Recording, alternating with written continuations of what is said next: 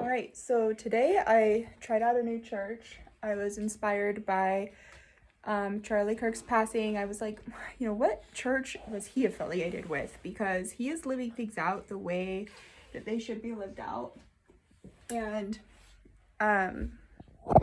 what church was good enough for him? Because I'll tell you what, it's been hard enough for us to find a good church. And we're not perfect, and we haven't been as productive as he has been. And we definitely want to be more actions focused. And so I decided to try out Assemblies of God because that's the church that he was affiliated with.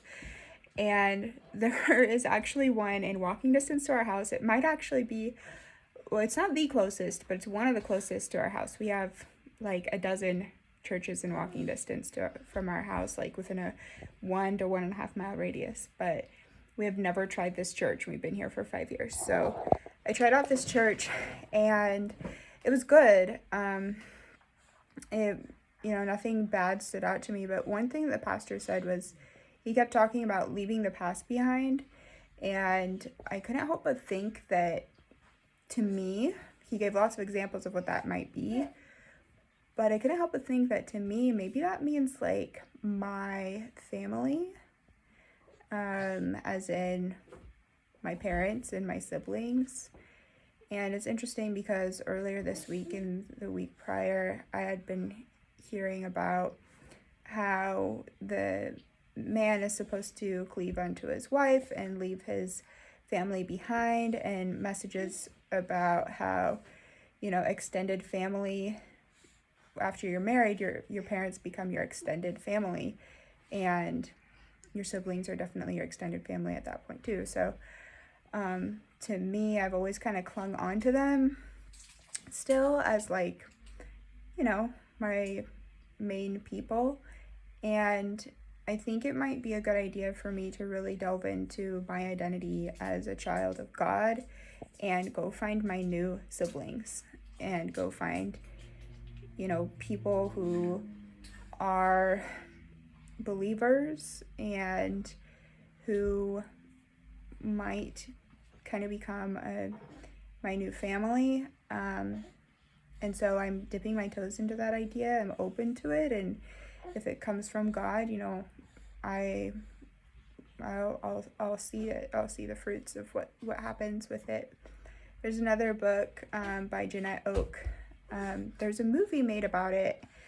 I think it's called Love Comes Softly, and it's about this woman who travels to the West, and her husband dies in a caravan accident along the way, and so she's pregnant and alone and in the wild, wild West. That's the setting.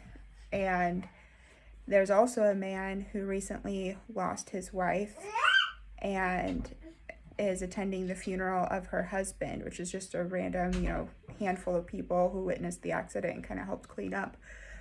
But he propositioned her and said, it's nothing, just platonically, do you want to come live with me and get married to me? Because I have a child without a mother, and you're going to have a child, and you need a home and a family. And so she didn't really have a choice.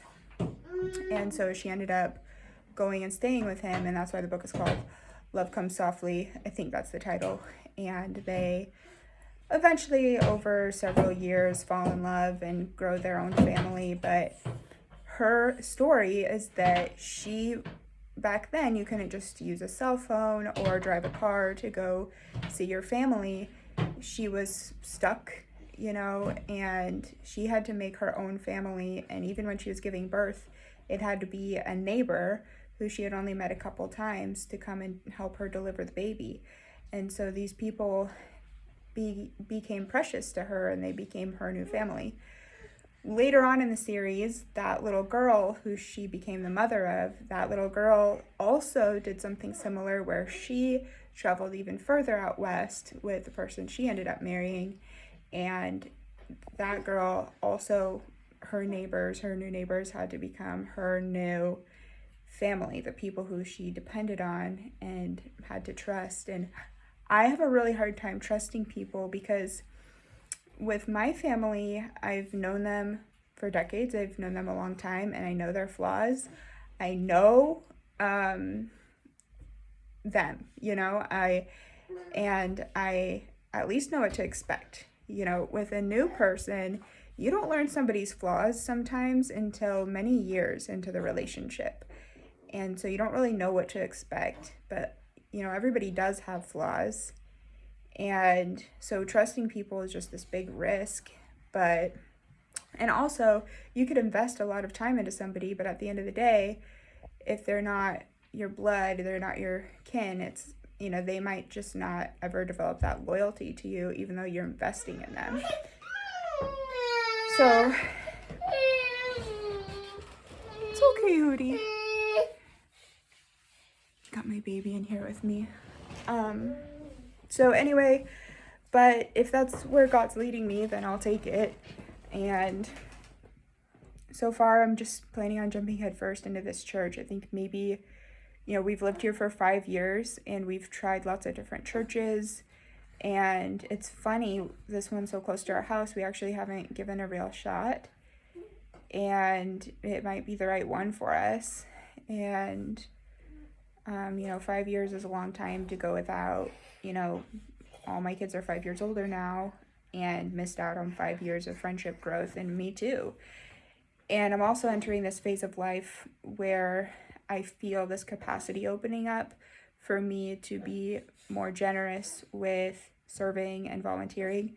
And I feel like I'm, kind of blooming into that phase of life, and I need a spot where I can really become part of the community and volunteer on a more regular basis. And so I really want to grow in a church somewhere like that. And this church is in walking distance, and it's also next to the park. So I think this one is realistic.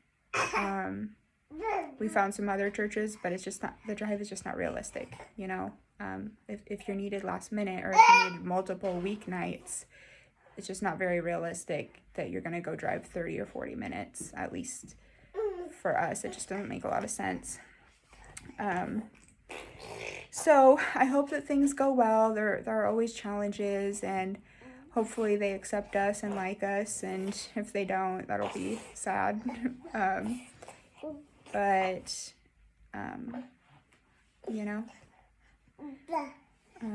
hopefully we continue to like them, and hopefully nothing bad comes up.